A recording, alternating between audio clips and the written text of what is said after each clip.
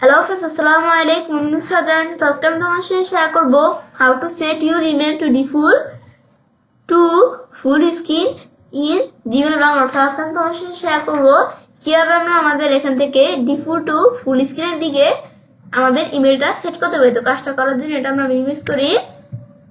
বেশ মিনিমাইজ করার পরে এখন বিষয়টা করার জন্য প্রথমে আমাদের ব্রাউজারটা আমরা ওপেন করব। করার পর বিষয়টা করার জন্য আমাদের জিমেল অ্যাকাউন্ট সাইন ইন করা থাকলে জিমেল অথবা গুগল অ্যাপস আসার পর জিমেলে ক্লিক করলে জিমেলটা ওপেন হয়ে যাবে। বেশ ওপেন হওয়ার পর আজকে তোমার সাথে এই বিষয়ে শেয়ার করবো। তাছাড়া আমরা কম্পোজের মধ্যে এই যে বিভিন্ন অপশনের এগুলোর উপর ভিডিও আমার চ্যানেলে দেওয়া আছে, আমার চ্যানেল দেখতে পারো। তো এখন আমরা বিষয়টা করার জন্য আমরা আমাদের এখান থেকে আমরা কিভাবে এখানে ইমেল সেন্ড করতে হয় এর উপর ভিডিও আমার চ্যানেলে দেওয়া আছে, তো তোমরা সেটা চাইলে দেখতে পারো। তো যে এখান থেকে তোমরা এগুলো তো আমরা জানি কিভাবে সেন্ড করতে হয়।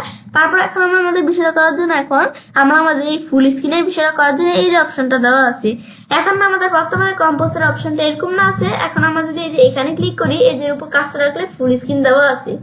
এখন আমি যদি এখান থেকে আমরা এটার মধ্যে আমরা ক্লিক করি, এখানে ক্লিক করলে কিন্তু আমরা আমাদের কিন্তু এদের এখানে কিন্তু কি চলে আসলো, এই যে আমাদের ইমেল ইটা কিন্তু আমাদের কম্পোজটা কিন্তু ফুল স্ক্রিনে চলে আসলো। এখন যদি আমরা এটা অপশনটা আমরা ক্লোজ করে দেই, এখন যদি আবার আমরা কম্পোজে ঢুকি আবার কিন্তু ছোট স্ক্রিন চলে আসছে এমন। তো এখন আমি চাই ডিফল্ট ভাবে আমরা একবার ফুল স্ক্রিনটা সেট করে দিব। তাহলে আমরা কি করব, এই যে আমাদের অপশন দেওয়া আছে, আমি যদি এখানে আসার পর ডিফল্ট ফুল স্ক্রিন দেই, এটা দিলে কিন্তু আমাদের ফুল স্ক্রিনের অপশনে কিন্তু আমাদের মানে ডিফল্ট ভাবে এটা সেট হয়ে যাবে।